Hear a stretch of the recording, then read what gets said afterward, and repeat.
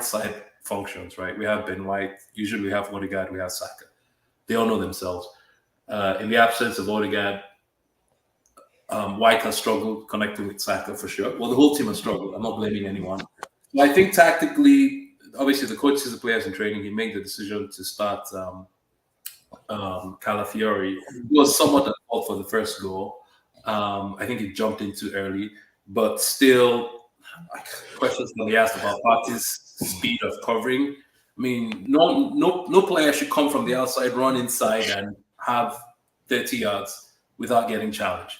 Because if he challenges and he beats you, he still has to go meet your back four. So I don't know why Partey was backing up there rather than going towards the player. And so that was probably just early jitters. But I think tactically the game looked good, 11v11. Havertz was literally playing up top. Trossard was playing in kind of like Odegaard's position. It looked good, City as City. They looked good till Rodri went off injured. And I think, obviously, once Arsenal went 2 goals ahead, Arsenal looked better and City looked toothless. All in all, I wasn't too surprised other than that one change. And Arsenal put the best 11 players they still have left to start the game with a bunch of kids. And, we have so many players out injured. But I'm actually very, very impressed with Arsenal. Even if they had lost the game, let's say they had lost it and they had played the same way, I would be impressed with Arsenal. So overall, I think this is probably one of Arsenal's better performances early on with these schedules, giving the opposition. And I agree with your comments that City looked they know they're in for a challenge, and I thought they would have had a little bit more confidence after scoring after 7-8 minutes. But you could tell in their mind, I think it's beginning to mess with them as well. So this fixture is beginning to mess with them. So they know these are the proper title contenders. The Arsenal are the proper title, so that's why you could see even at the end of the game, there are clashes all over the pitch, people in each other's faces. I was like, when they scored, Haaland threw the ball at Gabriel's head. Have you seen it? I saw it just before the ball. Haaland picked the ball from the goal and threw it at Gabriel's head. Wow. Yeah. I mean, and VAR did not, of course, VAR did not see that. VAR won't care. They won't care, right? Yeah. I mean, yes, we'll get to that rant later. We'll get to that. So apologies. I think we didn't go live straight away. So I'll just introduce you guys again. I'm sure they can probably see you on the screen. But for our listeners, it's Modus, Toby Odumoso here, and we have Ray De Janeiro at De Janeiro also here with us today. They're our guests. They're Arsenal fans, and they've come here to give us their views on the Arsenal City game and other topics that we're having today. I'll just quickly do a quick housekeeping once again. For viewing us on YouTube, you can view us at Footy Fantasy, and Twitter handle is at Footy80 Fantasy. Instagram is at Fantasy Footy, and that's those are the social media handles which you can reach us on. You can like, share, and subscribe. And we're getting into the nitty-gritty of this fantastic top of the table clash that we just witnessed today, full of incident. And Modus just gave his opinion there. We're going to Ray now to give us his opinion, tactic-wise, game state. What do you think? What did you think before the game, during the game, after the game? Minus the controversies. That's fair. That was a good point. I think going into the game, exactly, a lot of things that Toby said earlier with, this are what we've had: Tottenham away, Aston Villa away, City away. These, to me, 3 or 4 of our hardest away games. So to have those sort of go in the same time in the period while, losing some critical players, not just critical in the sense of the talent, but just the way we play as well, right? So now having Odegaard to this game, I already knew we were going to have to be defensively resolute, which, generally that's, Arteta, when it was buying all the defenders and everyone was wondering what Arteta was doing. I guess we get some of those results of some of that right now. So I knew the football we're going to play was going to be more structure first and then take your chances. Because even with Odegaard, we would probably done something similar, but you had that connecting player between the midfield and the attack. But with this, like Trossard, that's not his best. So like we knew at the very least be defensively resolute. So going into the game, and again to your point, you can tell we're getting to the City's heads because literally, I remember I missed the first couple of seconds because I think I went to the bathroom to go wash my face or something. I come back, it's like 3 seconds in, and they're already rolling on the ground, and Rodgers already crying, and then it was just surrounding players. Like, what I was so confused. Like, what happened? I just got here, right? And then it was that. I think it was that like shoulder barge between him and Havertz, and you can just tell, like, okay, this is going to be one of those games. And but yeah, so going, and again, I think so. The it's funny, like the substitution. I saw it, but I didn't expect it, but I was also not surprised as soon as I saw it because Timbers actually generally was more comfortable on the right side. On the actually. Right. Yeah. Again, beside this season, and then he got injured the whole last season, and center back. So, and I know he's a very good 1v1 defender. So like him on Doku, I'm like, okay, that makes sense. And because Calafiori had a good cameo in the Atlanta game. So I thought it was a bit early for me. I wasn't sure, but obviously, like you said, Atlanta season in training. So seeing that, I was confident that, okay, we're going to, have a good battles out there. Unfortunately, like I said, he got done in there. But then again, same thing. I think City have this, and again, sometimes with like more senior players, someone like Walker, for example, and they've been walking the league for so long, no pun intended. They literally thought like all the referees just follow everything they do. So when it was kickoff, he wasn't running back, and then all of a sudden it's complaining about not. But I'm like, dude, it was kickoff. You didn't run back to get Martinelli. So why are you complaining? And I was worried because the way these guys get with all these rules, I was worried they're going to call something there. But that was a clean, fair goal. So. And then also with the set pieces, again, knowing Arsenal, like the set pieces are going to be, they've been critical last season, but they're going to be even more critical now that we don't have that solution immediately to create in the middle of the park. So that first free kick was a corner kick where he almost scored. I think it was Doku that left him, and then Walker goes like, okay, no, showing chest. Okay, I'm captain. Don't worry, let me go. It was pushing Gabriel. Guess what? Put him back in the net. So I was like, okay. So once that happened, it's almost like, okay, man, seeing like Arsenal's, it's a serious contender for them. And we just did a good job on like generally marshalling, what's his name? The Norwegian robot, Haaland. We did a good job, very good job marshalling him. So yeah, honestly, at 2-1, I was thinking, okay, just get to the half and then see what happens second half. Maybe you might have to take some subs because I think Partey was already in yellow right then. So, Partey in a yellow, especially, how you don't want to give the ref anything. So we won't talk about the controversy. And then second half, again, just overall, I think we had to dig in. Essentially, at that point, you literally just had to dig in. He took Saka off. So as soon as he did that, I'm like, okay, we had not even going to have anything to create for them. So I saw a stat earlier that Havertz had 0 passes all game. I'm like, well, who is he supposed to pass to? Like, they're trying to dance her. Like, there's literally nobody. So I think all in all, the result was before the game. If you're getting a draw, I would have probably taken it. And then even as the game played on, I think it's just that literally the last second thing that just killed me. But ultimately, like generally, I think we did a good job marshalling them, and they just had nothing. They were going side to side, and I think it was just at this level, it was literally a moment of just like lapse because as soon as like White went out there, even before the corner kick, there was a little bit of a gap between. We drop back 1 or 2 feet, which we didn't before. Again, literally, we're talking like inches here. That's what gave Grealish the chance to get the corner kick, and then after the corner, and then it is what it is. But honestly, 2-2, I'll take it, and let's just we've got those 3 big away games out of the way. Let's just regroup and then go back to some home games and try to find some internal solutions to creating because we still need to sort that generally over the course of the season. Interesting viewpoints there. Some people might have missed my general overview, but I just felt Arsenal deserved that draw, even deserved a win, because I just don't think City played that well. Even when it was 11v11, I think it was more in the balance at that stage. But when Arsenal went ahead, it wasn't against the run of play. It wasn't like, it was a smash and grab. When Arsenal went 2-1 ahead, it was like, Arsenal were back in that game. They deserved to go 2-1 ahead. And second half, like you guys have said, City were just, they look so short of ideas. If you didn't know they were champions for 4 years, you would have been thinking this is maybe a relegation team that they don't know how to play against a low block. They didn't create anything except for maybe a couple of shots Raya to save. But I want to throw one question to you guys. You said it took off Saka. When I was watching it, I was thinking, I probably would have kept Saka on. I would have taken Martinelli off because I think Martinelli has not been great. I think Saka, apart from the threat, is good at winning free kicks. I would have kept Saka on just for the fact that he is Saka. You know, you win free kicks up the pitch. So what did you guys think? Do you think maybe you should just have kept Saka on and taking Martinelli off instead? But Martinelli, I mean, he lost the ball a few times. I don't think he had much impact on the counter. So what did you guys think of the Saka sub?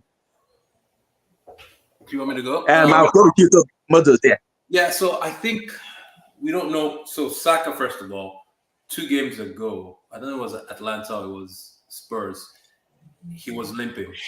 Like he had a kick. And then he started against Atalanta as well. I don't think he finished the game. So I don't think Saka is all there, right? So I think if you want a winger that if you're going to be in a mid to low block and you are going to depend on quick sprints, you may not want a player who's struggling to load his body or load his hamstrings that way. And we're guessing, right? Whereas Martinelli, the one thing he's good for, and he finally got an assist today, so everybody can stop the 0-0-14 thing.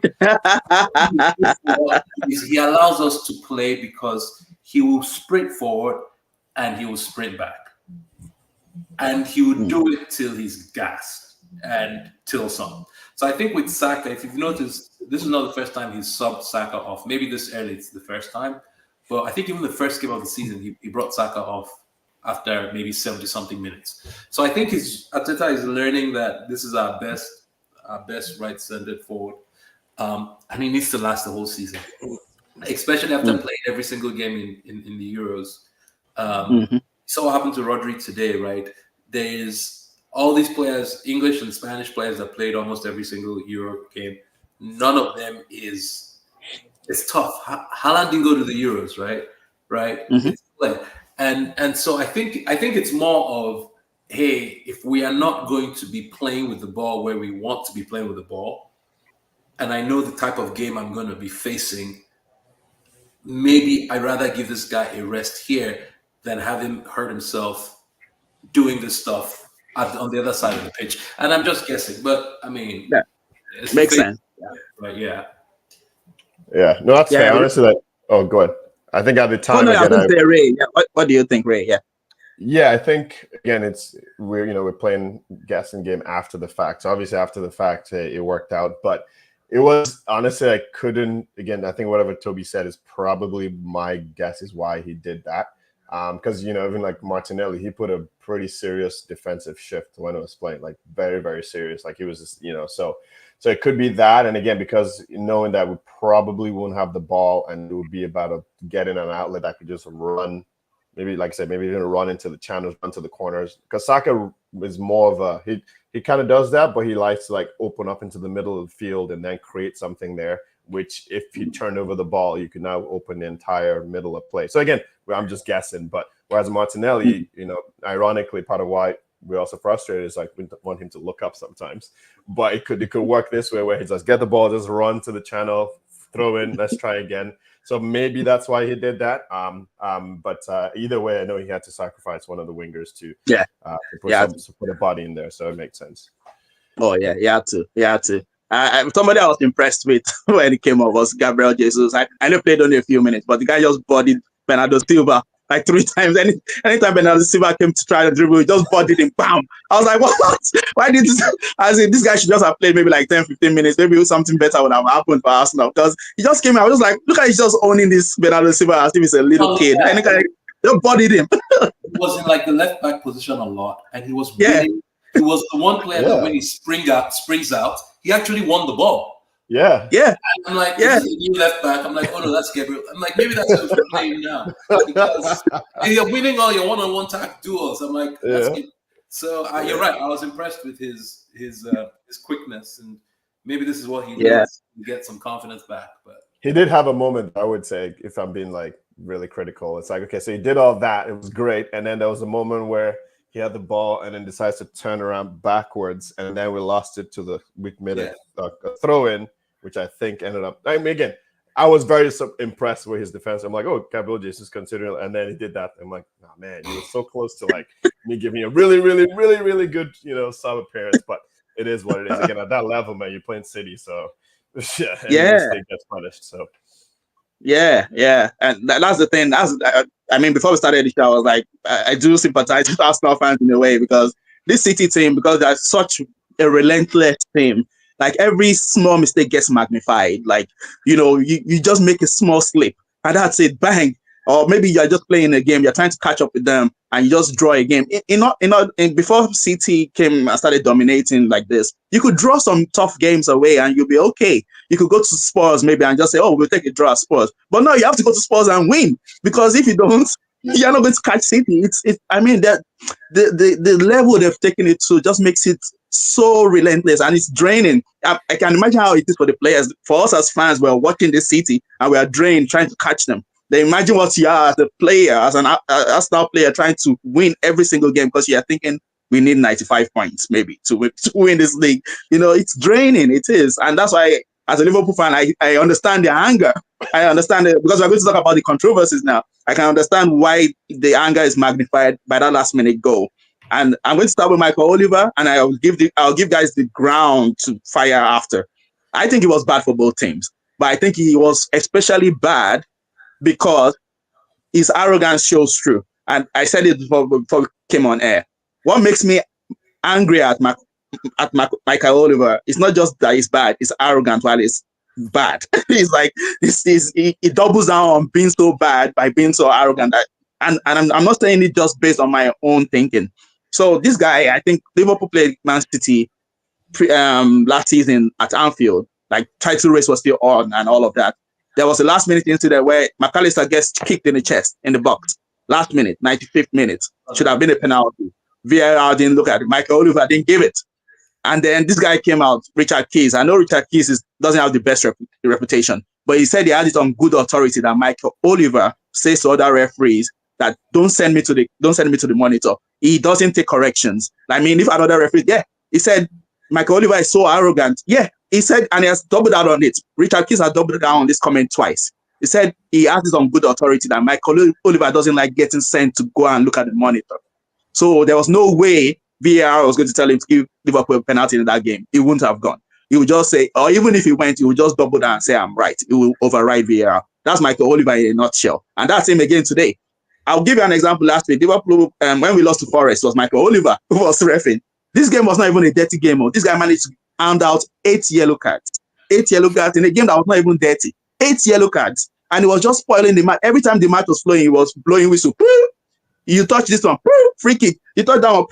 What's wrong with this guy? And like you guys said, he just wants to make himself center of attention. And today, I think he achieved that 100%. He just made himself center of attention today. I mean, he was just useless. I just think he got decisions wrong. I mean, even VAR, maybe they could have stepped in once or twice. I know, okay, by letter of the law, maybe what Trossard did by kicking the ball away is a yellow card. But then Sky Sports also showed that Doku also kicked the ball away in the first half. 32nd minute, Doku kicked the ball away. Yes. And he didn't do anything. He was right in front of him. He was right there. Yeah. Doku kicked the ball away. And when Doku kicked the ball, all the Arsenal fans in the stadium screamed because they wanted a decision, and he did nothing. Do you know what he did? He covered up for Doku. He was pointing at, Doku is kicking the ball to the spot where the free kick was. That he was covering up for Doku. And this is where the conspiracy comes in. I understand. I don't believe in conspiracy that, some referees are out to get up clubs. I know I always criticize Arsenal fans for that. But I don't blame, when Arsenal fans start talking about conspiracy about Michael Oliver, I don't blame them. Because this guy was taking money from UAE. He was going to referee for the UAE in the UAE league. And who wants Man City? UAE. And this guy has been giving dodgy decisions to Man City since that time. So I don't blame them. So why would you not give Doku a yellow card, but then you're giving Trossard a yellow card for that? Why? Why would you do that? It's also the second yellow.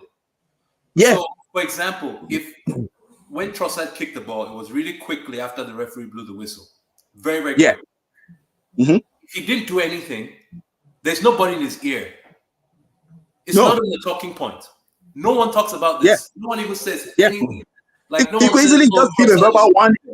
He could give a verbal warning. Even if he did nothing. Because if you have to put yourself in the point of, if you do something, you're trying to get an advantage. It was 45 minutes. We're 1 goal up. Are we really trying to delay the restart?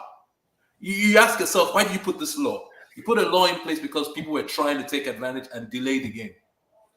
Arsenal is 2-1 up in 45 minutes or 47 minutes. 51 minutes. It was the end of injury time. Is he really trying to give the ball away? Is he really trying to delay the restart? I just think Michael Oliver is one of those referees that it feels like if I want to show I'm in control of this game, I need to hand out all these cards. I need to be in people's faces. And that's not just the only way to control a match. Other referees control a match by talking to players. You talk to the captain, you say, okay, tell your guys, calm down. You don't have to control the game by handing out yellow cards really. Especially a top game, especially a game that is like top of the league clash. So that's my problem with him. Yeah, I'll stop my rant soon because no, go for it. Go for it. Referee always said where the general news around the top game was you should try your best to keep all 11 players on the pitch because people want to see a game. So there was always a time where people knew that if there was a tough game, a derby, it's almost a license for some more nasty fouls or some more physicality because everyone knew that the referees would be like, oh no, it's a tough derby. These guys are going to go for it. I really don't want to send anyone off. So I'm going to keep my cards in my pocket till maybe there's some persistent fouling. Then I start, right? Then I say, you've done this 2, 3, 4 times. Take a yellow card, right? Trossard's foul. The first foul. Yes, he pulled the shirt a little bit, but there's no dangerous tackle. There's nothing to hurt the player. There's no persistent thing. And you just decide, actually, Trossard gets a yellow for that. It's not RDM.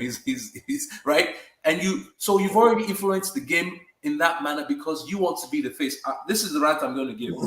Every year, the EPL, every year, these referees get together and this is where refereeing in England needs to change.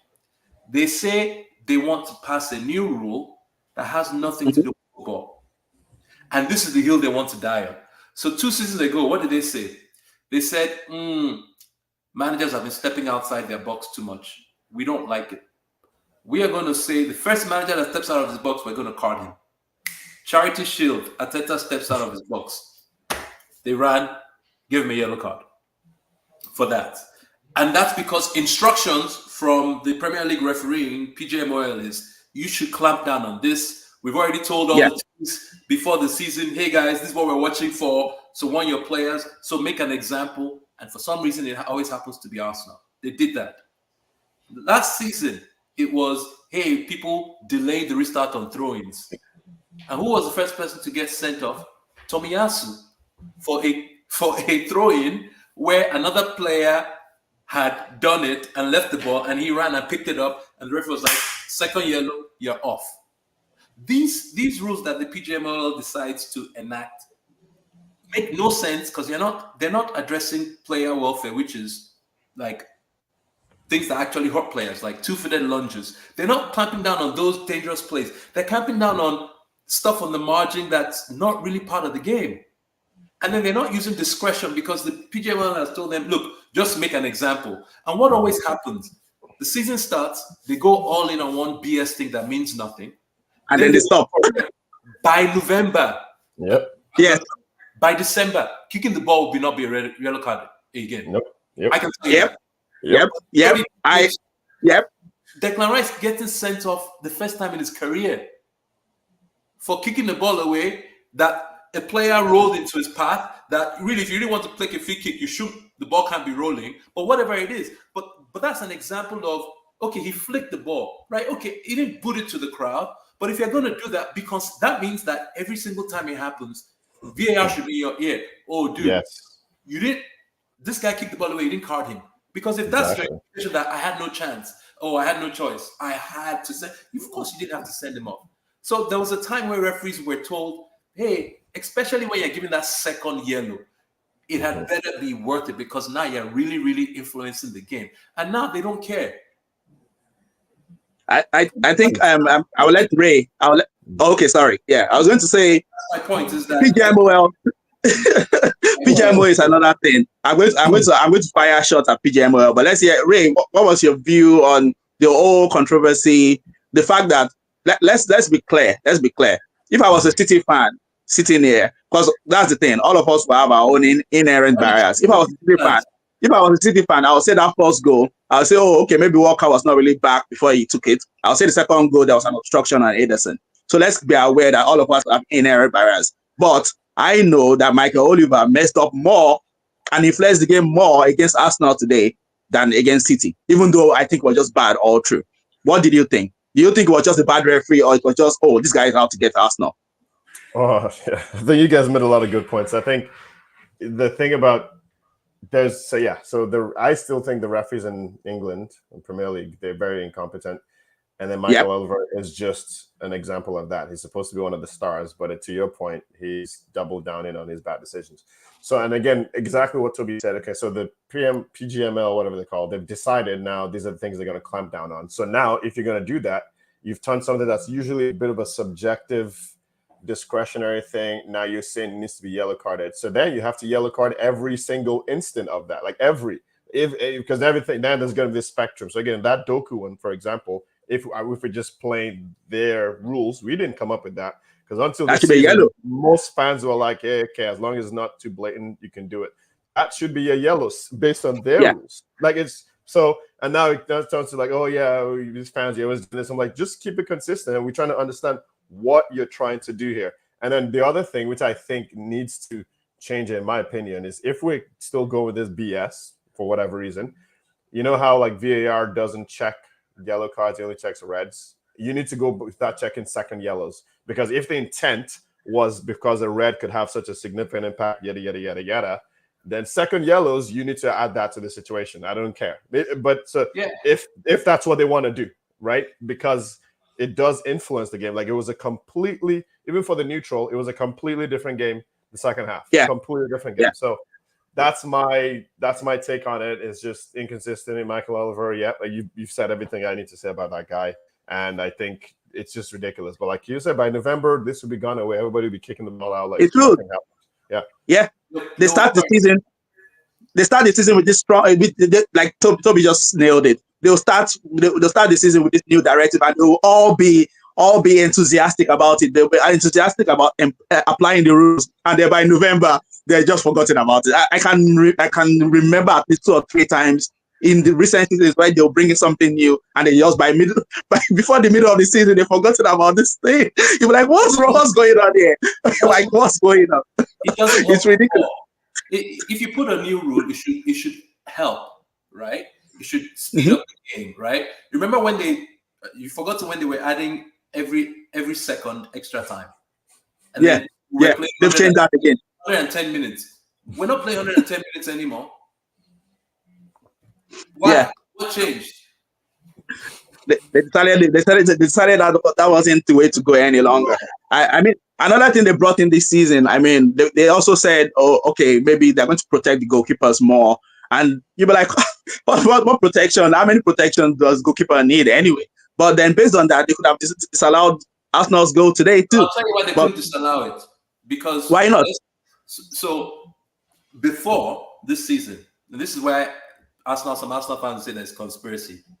But everybody was always talking about Arsenal's set piece routine, where intentionally Ben White is in front of the goalkeeper. Intentionally, even now, I don't know if Ateta told him to pull his gloves or whatever, but intentionally standing on his toes. We put a player there. It was our strategy to prevent him from moving, right? Then, do you know how many Match of the Day episodes they were reviewing Arsenal's set piece routine? Do you know the Premier League's Twitter account tweeted Arsenal's strategy? They worked Arsenal strategy on corners, and you're like, are you working for the opposition, or are you in the Premier League? Why are you uncovering Arsenal? So this season, they said you can't do that anymore. And Arsenal doesn't do that anymore. You don't put a player on his line. What has now happened is that, and I don't want to if you read the Arsenal forums, you can see the new strategy. What we then do is teams now protect their goalkeepers. What we now do is we have decoys that run towards the goalkeeper, so that those players are now the ones blocking. So there's always a player. It's not an Arsenal player and the goalkeeper. It's an Arsenal player, a City player.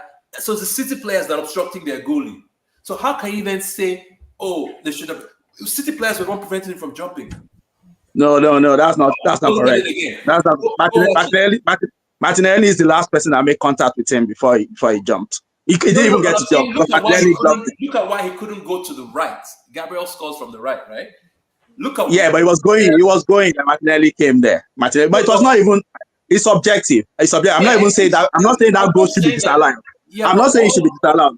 Yeah, but I'm just saying that if VAR wanted to intervene, they could have intervened. No, because they've said that, look, VAR's purpose is not to deny goals. I think so. Hold on. Wait, first of all. You have to, the threshold for denying a goal, when they opened VAR, right? When they started VAR, remember what happened? You know how many, your team probably fell victim, our team fell victim multiple times where we scored a goal and they said, no, 3 minutes ago, Odegaard that was a foul. 3 minutes ago, he hit Odegaard's left hand 3 passes before. You remember now, VAR. Yeah. No, we can't do that anymore because everybody's like, we don't even know what's a goal anymore. What is a goal? We should go back 5 minutes, 10 minutes, 20 minutes. So VAR has now said, look, if the challenge is not clear, if it's not this thing, people tussle in the box. Do you know, if you literally say every infraction on a corner kick is a foul, no one will ever score from a corner kick. Yep. Everyone is pulling. Everybody. So what they're looking for is now the obvious things that actually denied it. And that is clear. So Arsenal can't put Ben White are the goalkeepers in front of the goalkeeper anymore. So we don't do that anymore. I'm just being clear. We did that last season. They've said you can't do that anymore, and we've changed our routine. We don't do that anymore. But to be fair, well, I'm not going to be fair to them. I'm not going to be fair to PGMOL because I just think they're useless. I think I'm not going to be fair to them. They're useless. But I know why the noise was so much because in British football, the goalkeeper is considered like a bit sacred. 6-yard box and goalkeeper. They're like, don't touch the goalkeeper. Oh no, he's in the 6-yard box. So I think that's why they responded to all of that. Oh, okay, don't go and impede goalkeeper. Which I don't really agree with because I mean, goalkeeper, you can stretch your hand, you can push a player out of the way. You don't have to stay there. So I don't agree with it, but I know why they're snapping. Onana punched someone in the nose last season. You've forgotten. Onana when he came out. Yeah. He punched somebody and nothing happened. And nothing happened. I know you were talking about somebody. At one point, I wanted to make before I start ranting about PGMO. You were saying something about that they're even making rules that are not in the interest of the safety of the player. Like for example, I saw Martinez yesterday. You saw him. Yes. You saw him stomping us. He don't do footed like the Matrix. What is happening? So if you think about of all the rules you should say. He was just lucky the player, he didn't get the player's foot. Yeah. And he got only a yellow card. I couldn't believe it. I was like, what's this guy doing? Like seriously. And he escaped the red card. So that's what I mean. Those are the kind of incidents you think, okay, protect the player's safety and welfare. And the red card for this. And they did nothing. They just said, okay, yellow card is fine. They just left the referee. So I'm happy that you guys actually saw that incident because I was like, am I dreaming? What's happening here? Like, how is that a yellow card? How is that not a red? This guy came in 2-footed, jumping, stomping, as if, what are you doing, man? It's a free stream. Both feet are in the air like this. He's literally like he's levitating. Yeah. It's just, anyway, whatever. So, but PJ, I know last season I ranted a lot about PGMOL. I still think from the top, the problem is Howard Welb himself is not held accountable. What they now did in response to all the criticism, they started making a TV show called Mic'd Up. And then that stupid show, I don't know if you've seen a couple of episodes, that show, they will cherry pick some incidents, and most of the time, they will choose the ones in which VAR was right. Or they will choose the one in which they can easily manipulate and say, okay, this is why occasionally they will say, okay, it was wrong. But most of it, they just like propaganda. And the worst person they put as presenter is Michael Owen. Like the worst person you can put, a wallflower. Somebody that he doesn't even Toby, go ahead. Toby, go ahead. Sorry, my last rant, and I'll stop. After Go for it. Go for it. We're ranting today. We're ranting. It's only an unserious organization where the referees have their own show. Exactly. Show. This is why I said celebrity referee. Yeah. So now Oliver Howard Webb has a show on Sky. Who's the one paying for the league to explain their nonsense? It makes no sense, because what you've then done is you've now said you've elevated all these guys.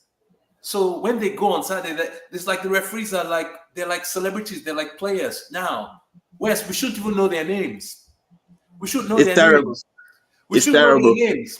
Like, what did they do after they sent Declan Rice off? What was the next game? Was it Chelsea game that had 14 yellows? Yeah. Because it's the same thing. They're overcorrecting. They're like, it's yellow card. So now everything's yellow card. We had the highest weekend of yellow cards last week. I think it was last week in the league, because of what happened the week before. And that's what we're talking about here. Is there's no way Howard Webb should not have a TV show. No. It should not be that. And they will defend a decision. So the point is it's all TV. It shouldn't be for TV. It should just make the right decisions. It should be the boring. Yeah. You should put out a statement on your website based on rule, blah, blah, blah, blah, blah. That is that. NFL refs don't have a TV show where they come and explain blah, blah, what they're doing. Basketball refs in America don't have a TV show where they explain everything they've done on the weekend.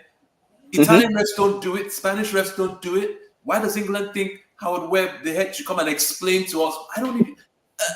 it means you're now the star of the show. If you see the guy on the show, it's like a politician. The way he speaks, he holds himself like a politician that has a political office. I'm like, what's wrong with this guy? You're just a referee, just the head of referees. Just chill out and beg. What's wrong with you? You'll be talking, you'll be using all those political speak, you know? Yeah, because he wants to get on CBS. In 4 years, he'll be Micah, Henry, Carragher, and Howard Webb. That's what he's going for. That's the show. That's our CBS. That's ridiculous.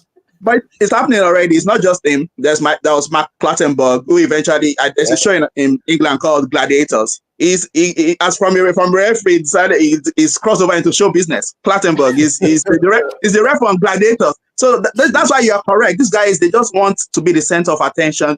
And okay, even if you want that, then you should be good at your job. Be good at your job. Even if you want to be the center of attention, be good at your job. But they are so bad. They are really, really, really bad. Now, I'll take a couple of comments. Okay, there's Zaza, who's a United fan. I don't know. He's telling us we're being subjective here. I don't know if you... Yes. Yes. What's the objective measure here? Yes. That's why we're here. Be subjective. I agree. What else can we be? Zaza, please, can you respond and tell us how you want us to analyze this thing without being a bit biased? Of course, we are football fans. Like, we still have our own here. But the main thing we can all agree on are these referees are bad. They are really, really bad. And I mean, they need deliverance. I mean, they need to be taken to church, and the demons have to be casted out of them. Seriously. Asha is a Chelsea fan. He's saying there was a game with the most yellows, no red cards, and no bad fouls. You thought PGMO was serious. Yeah, Asha is correct. Yeah. I was telling you, Liverpool against Forest, there was hardly any bad foul. This Michael Oliver gave 8 yellow cards, even gave more than today. Today, he gave only 7 yellow cards in your game. Arsenal City was only 7 yellow cards. He gave 8 yellow cards in City against Forest against Liverpool. And you be like, where did he say yellow cards come from? What happened? There was no rough play. There was no barging. And he just managed to give yellow card for almost everything. He's woeful. He's bad. Didn't Miles Lewis Skelly, this kid has never played a Premier League game for Arsenal. He got a yellow before without being on the pitch. How did he hear what he said over there? Like, what? I was so confused. Like, he came on with the risk of being going on the red before he came on. I don't understand. Like, what's going on? Okay, we have some people pushing back on you guys. So I'll let Arsenal fans address this. It says the referee for the ball to be moved back before Doku kicked it backwards. Trossard was foolish. Now fans are deciding into conspiracy theories. Before you take the floor, I don't know why you saw that the referee asked for the ball to be moved back. I was watching the game. I didn't hear the referee ask the ball to be moved back. So, but apart from that, okay, yeah, we can say Trossard should not have kicked the ball away, but we're just asking for consistency. We're asking for consistency. I mean, if Trossard is getting a second yellow for that, then there should be other people getting yellow cards for that too. So Arsenal fans, respond to what the United fans Zaza said there. I want to go. Ray. Sure, Ray. I'll go. Like I said, I don't know what game he was watching. Maybe he was watching like extra 4K slow motion that none of us saw, like hearing that none of us heard. But I did not see that, and that's what I've heard. Oh, you're kicking for. Also, like Doku is not the ref, so if the ref asked him to pull it back, the ref would have gone to ask him to pull it back if the ref felt that he moved it forward. He's not the ref, so why is he interfering with? That's it. Like what's it's BS. If the ref is asking a player to move the ball back, it was an Arsenal free kick. He's asking an Arsenal player who's going to play the ball to move the ball back. Mm-hmm. Yeah, so that's usually what happens. Makes no sense. Exactly. Absolutely no sense. It's not his job to go and help the ref do it. And when they sent Rice off, the guy who kicked him didn't get a yellow. Jimenez had done the same kick at the halfway line. And what was the excuse then? The excuse then was the whistle just came. And so when he kicked the ball was almost going out of play. And so it didn't really affect anything. That was the excuse they gave for why he didn't get a yellow card for kicking the ball away. Trossard, how many seconds did the whistle go? It was like did he kick the ball? Like 2 seconds. Yeah, it reminded me of Van Persie. From Arsenal against Barcelona. Yes. I'm getting traumatized. So, I mean, 2011, like 12 years ago or something, 13 years ago. Yeah. I remember that game. Yeah, I was like, Arsenal, you guys it's like you have fun for this kind of thing. What's happening? Your players don't hear the whistle or what? Like, seriously. But in the game, man. If this is going to be the standard, everyone knows at least this will happen. I'm being fair, 3 to 4 times in every single EPL game. Yep. Which means on the weekend, we should be having 15 yellow cards, or how many? Yeah, because there were 19 teams or whatever. I'm at least, what's that? So 30 plus yellow cards every game for kicking the ball away, because it happens that prevalently. If you're going to interpret it by the letter of the law, what's this guy really doing here? And that's the problem they're going to get into. In Champions League, we played Atalanta in Champions League on Thursday. Do you know how many times people kicked the ball, so-called kicked the ball away, and there was no yellow card? Oh, I know, but Champions League, they are not strict on it like Premier League. Because unless you are literally wasting time and putting the ball into row Z, they're like, what are you really doing here? Exactly. It's PG. That's why I say it all goes down to PGMOL. They always come out with these weird, stupid rules that they enforce for only a couple of months, and then after a while, it just dies away, and then everybody just goes back to the standard procedure. There was one time, I think, was it even an handball? They'll be like, oh, okay, you can't handle the ball in the build up to the goal. Then later they'll be like, okay, you can handle it now in the build up to goal, as long as you're not the one that scored it. They just keep coming up with all these weird tweaks. Like, come on, you guys, just use common sense sometimes. Come on, use some common sense. The absence of common sense is just so prevalent with them, and then they're just so arrogant. The one that annoys me most is, how can you be bad at your job and arrogant on top? I can't just forgive that. I can't. You can't be bad at your job and then be arrogant on top of that. No. I can't. Mr. Zaza is still taking shots at Arsenal fans. I don't know. I think he came with an agenda today. This United fan. I don't know. United fans, please, it's Arsenal fans, come on this show and complain about ref. It's like clockwork. Y'all complain a lot like your coach. Well, if you have something to complain about, I complain about referees. I think they're bad. I don't think there's a conspiracy against Liverpool, but I complain about referees almost every show. I complain about referees. Should we talk about who Ten Hag has been complaining about recently? You know who he was complaining about? He was complaining about this ex-footballer that said, why did he not start Rashford? That something must have been in there. That, who was it? Was it Jamie, what's his name? Who said, that the only reason why he didn't start Rashford was maybe something else has happened. And Ten Hag came out in his conference room, and that's the first thing he was bitching about because he's reading the media things. So anyway, we all know that. We all know who's coach complaints. I don't know why United are speaking this season. Where are they going to finish? But I don't even mind complaining. I just feel like every set of fans have the right to complain about the referee, as long as you don't think, it's only my club that's suffering it. Yeah, everybody's suffering it. I mean, look at Crystal Palace. We shout yesterday, like, how did that guy escape almost stomping on the player? And they could point to that and say, There was even another game. Oh, I think it was today. There was a game earlier today. Brighton against they played 2-2, and this guy won the ball. I think it was against Forest. Yeah, Brighton Forest. The Forest player, Gibbs White, he won the ball. I mean, in my opinion, he won the ball. He did win the ball, but I think he went in too aggressively. Referee did this motion. The referee did this hand motion of, he got the ball. He wasn't going to give him a second yellow card, but the reaction on the bench of the opponents now made him bring out a second yellow card. And do you know what he now did eventually? He sent off the two managers because the two managers were angry with him. Have you seen a situation in which two managers are angry at a ref for one decision and both of them got sent off? Is that not what I'm saying? That this PGMO referees are useless. Go and look at it. Go and watch the highlights. He initially, honestly, you need to see it. You need to see it. Was comedy. He did this motion. He said, this guy won the ball. It's not a second yellow card. And like 10, 20 seconds later, he now brought out the yellow card. And said, okay, so the second yellow card, and sent the guy off. And then he now sent the two managers off because they were angry at him. The two managers were angry at him. He sent both of them off. And then there's no VAR to go check something like that. If that's the case, if we're going to be doing this, it's just ridiculous. It's ridiculous. I mean, these guys are useless. It was today. That happened before the Arsenal match. Go and look at it. You will laugh. These guys are comedians. They are useless. Useless. Did you see there was one of the Champions League games this week? There was a British referee that was commenting on the game, and I don't know if it was the Madrid game or one of the games. He said the referee is losing the home crowd. He just needs to give a small foul.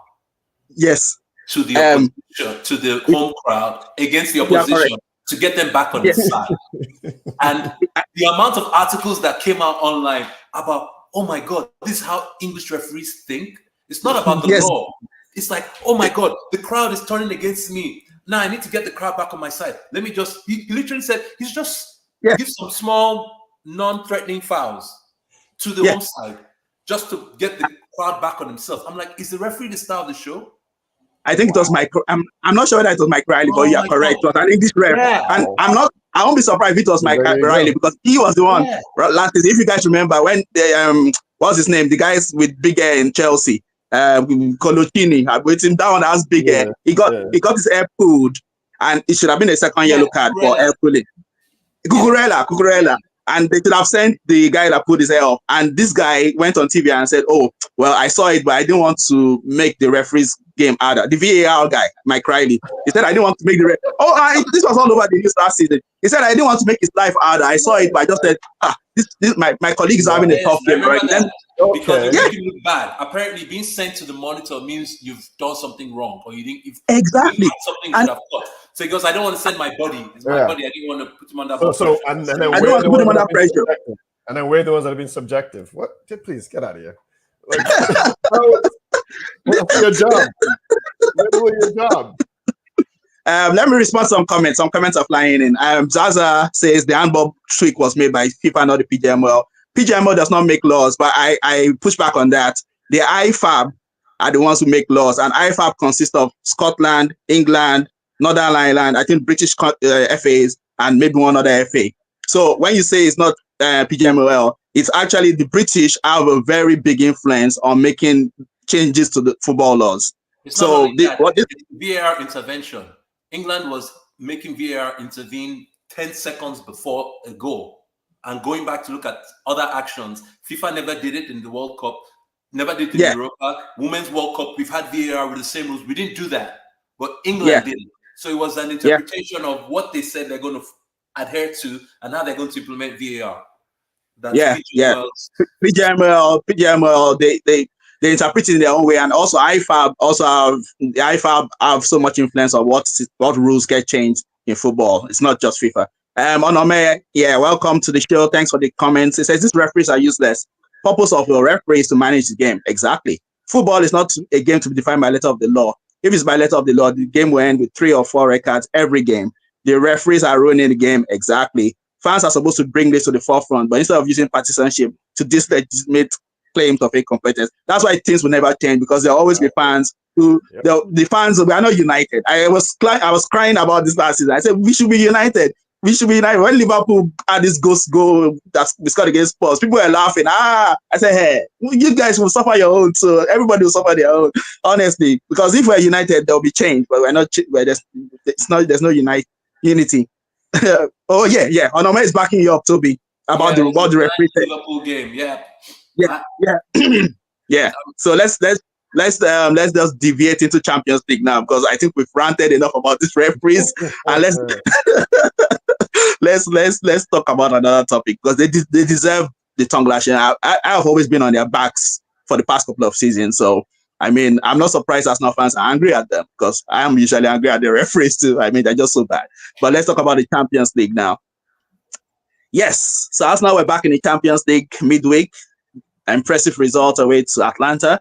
But the question here is, I mean, if you got to see any of the other games, which teams impressed you in the Champions League first round of matches? I'll go with you first, Ray. It's funny enough, like there was just so many games. I need to get used to watching. I have to figure out how to watch all these games. So I didn't catch a lot of games. I did catch a lot of the highlights. I would say out of that, you said Bayern Munich, but they always slap some teams 9-2 every year, and then once it gets to the knockout, it gets different. So I'll say maybe the Monaco, that win against Barcelona, because we haven't really had them do too much recently, so that's probably like an impressive win for them. And then even Liverpool's, I think that away win against Milan was a good win from Liverpool. It's still hard to say what each game is going to mean, because back in the day when you had groups, you're like, hey, that's a big away game for Liverpool, so that's a good. Now it's just keep winning your games. So I think if anything, my overall would be just still getting used to the format and what it looks like, and you can't really look at the table until maybe 5 games in, I guess, is kind of when you start to figure out where things go. So overall, again, maybe because I didn't watch enough games besides those ones, but generally it's good to have the Champions League back and more teams. I think it'll settle out once, the first 2-3 games are away. I did notice there was a lot of high scoring games though. This is very interesting for Champions League, which was like, it kind of that piqued my interest. I'm not sure what or why that was the case, but so if that's the case, Goals difference. Yeah. Goals difference is going to be key this time. It's not really it's not like that's home and away. What do they call it? Head to head. I think it's goals different because it's a league table, literally. So it's on goals difference. I think that it encourages teams to smash other teams more, and Bayern Munich are quite good at that, smashing teams 9-0 and 8-0 up and down. I was impressed by Leverkusen. I thought maybe there'll be a hangover from last season. I was thinking, they probably won't be able to maintain their standards, but they went to Feyenoord and won 4-0. And our Nigerian brother there, Victor Boniface, he did one assist for the assist. He did one move. Yeah, he said. I was like, wow, cool. This guy is balling out over there. And I was impressed by Arsenal too, not just because Arsenal fans are on the show, but the reason is Atlanta are an awkward team. They're really Atalanta, yes. Yeah, they're an awkward team. Yeah. We beat. I know them. That team. They smashed us in the Europa last season, and they went to the final and smashed Leverkusen. That was the only game Leverkusen lost all season. It was to Atalanta. And the reason why is Atlanta. They use this man marking system. They use this man marking system where they are pressing one-on-one with you all over the pitch. So even when you're rotating positions, they're following you everywhere. So it's like they're the very weird team to play against. And that's why I thought, you guys did well to even get a draw there, because they're really an awkward team. They're an awkward team to play against. So that's not impressed me in that match. And of course, the double penalty save. I mean, this Raya guy, come on, this guy is approaching world-class status already. I mean, this season he is on fire. This is your goalkeeper. He did fantastic. But I think Leverkusen impressed me the most. So Toby, which teams impressed you in the Champions League, or which team? I would say Stuttgart against Madrid. Even though they lost, they should have beaten. They should have scored like 3 goals. And the fact that they're willing to play Madrid, I don't know if you guys. I was watching that game instead of some of the other games, and I was like, man, Madrid is. I mean, Madrid does thing every year where they don't look good till the semi-final, but man, like if that match ended 3-0 and Stuttgart scored 3 goals, it wasn't that far-fetched. So I was actually impressed with how they played, because I wasn't expecting them to really put up a fight. So I think there's some German teams that have some really, really good players and have some really, really good managers. And Stuttgart played that. I was impressed by them, because I was like, Madrid is going to, kill these people. And nah, they weren't. Fantastic. They still won, but I was impressed by Stuttgart. Sure. Yeah. I was even surprised that for some reason I assumed Bayern Munich came second last season, but actually it was Stuttgart who finished second.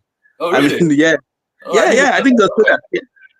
Yeah. So I was surprised. I was like, oh, so they're actually good. I mean, they could finish second. Yeah. But back to the juggernauts called Man City. Okay. So we know they started their trial finally. There are 115 charges, which probably should be more, considering the other shenanigans where the referees are going to ref in the UAE and nobody knew about this until it burst out.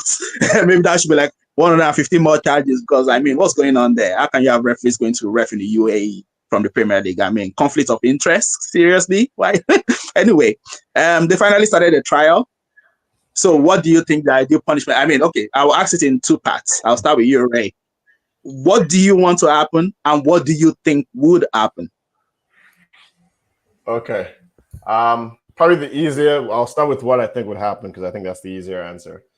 What I think would happen is they're probably going to get a points deduction, and they'll and a fine, whatever that fine means. That's what I think will happen. Just to verify, sure. do you think the point deduction will happen this season or in future seasons? Yeah, it could be this and future, but it's not going to be retroactive. Yeah, so it's going to be this. Yeah, so probably, yeah. So that's a good one. I think at best, maybe this season and other seasons. At worst, it's just this season. Maybe it's a very high number, and then they just keep it to the season, and then they'll claw their way out of it. I feel like they'll probably do that because they don't want to drag it out multiple seasons. So they might give them like instead of 10 this season, 10 next season, they might just give them 20 or something like that, and like a fine. I think, and maybe like I don't know if they have rules around their transfer ban. So maybe that next season, something like that, but maybe 1 or 2 seasons. That's what I think is going to happen at best. What I think should happen, I'm going to put on my bias hat, obviously. But honestly, I do think if they are found, see, that's the thing, if they are found guilty of all this alleged, the last couple of years, essentially they've been making a mockery of the rules around spending and all that for the Premier League. And so they've been making a mockery of it if these things charges are true. So to me, I think they should be kicked out of the league. I think so. If that's what I think. Can you pause, Ray? Can you quickly pause on that? Pause on that? Sorry to cut you off. Modus is leaving us very soon, so I would just like to get Modus' final opinion on this before he leaves the show. What are the two parts? You can answer quickly before you leave. What do you think will happen, and what do you want to happen to Man City? So what I think will happen is, out of the 115 charges, they'll be found guilty of some BS charges. They will appeal it. That's what I think will happen. And this thing is not ratified till sometime next season, but they may affect this season. That's what I think will happen. What I want to happen is for them to be relegated like 2 divisions down, because this ought to be giving multiple points deduction for like 3 consecutive seasons. So give them like, you get 10 points this season, you get 10 points next season. So every season, if they survive, it doesn't matter where they are. And because that's the only way you can really punish them. And that's what I want to happen. Do I think it will happen? No, because the EPL doesn't have guts. and so, I mean, ultimately, if they're guilty of anything, they may give them a transfer ban.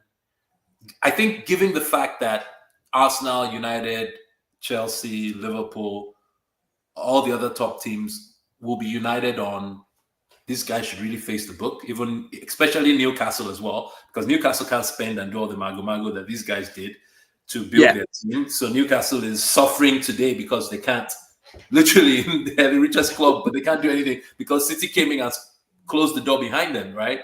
And so I feel like all those other teams, since that's the joint decision, I think they will pay a penalty. I just fear that it will be slow because you have to give them the right to appeal, right? So they didn't start this thing for 2 years, right? So by the time they start it, they appeal, it drags on. It might be next summer before you reach a final verdict after appeal. So, I mean, we'll see what happens. But yeah. All right. Sorry, Thanks guys. for My kids have the soccer game. I got to run, but I was. no problem. Thanks for joining us today. We appreciate your input and your opinions. All right. Talk to you another time. Thank you very much. Sorry, Ray. Yeah, so you can continue on your point. Sorry for cutting you off there. No worries. Yeah, no worries. Yeah, I have a couple of minutes as well myself. Okay. Yeah, so I think I genuinely agree with him, honestly. I think, you heard what I said. I think they will do is probably going to be a points deduction, maybe a fine, and then maybe a transfer ban. What I think should happen, they should be dropped. They should be taken out of the league. They should be kicked out, because it's essentially, if they're found guilty, they've been making a mockery. So it's not even the fact that they overspent. It's like hiding, again, allegedly, hiding money, hiding the spending. So they literally have made a mockery of the rules. So to me, you're not taking the league seriously in terms of the rules that have been applied to compete in this competition. And so that's what I think they should be doing. Just kicked out. I don't know what kicked out means. Maybe they have to reapply. Maybe kicked out and then maybe put in some sort of, even if they come back, you have some sort of like maximum point deduction, before they can minimum point deduction before they can come back into the league, even if they get brought back into the league. That's what I think they should do. But like I said, I don't think that's going to happen. And I agree with Toby there. Yeah.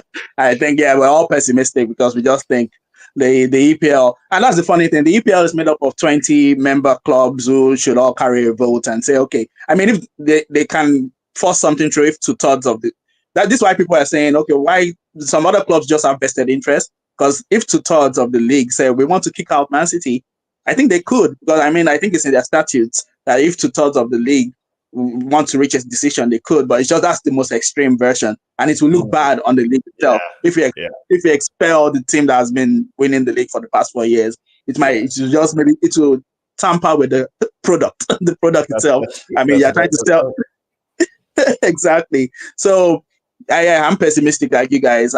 I think they'll be punished, but I just don't think it will be strong enough. The dream scenario is they take all the titles off them and award it to whoever finished second. I don't think that's going to happen. They're not going to go that far. I think it's just there'll probably be points deduction next season. I don't think they're going to push them down to the lower league.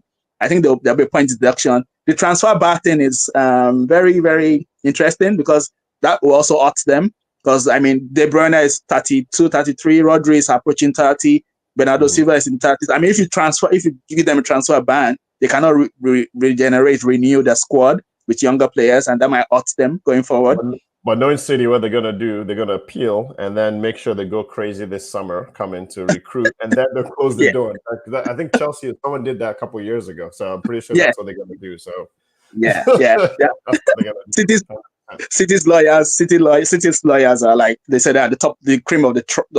They're so that the elite level, they'll find loopholes, and that's another thing I'm scared of, because I think the Premier League's legal departments are just not up to scratch. Look at Chelsea got away with a loophole just recently. They sold hotels to themselves basically, and there was a loophole. They exploited this loophole that was there.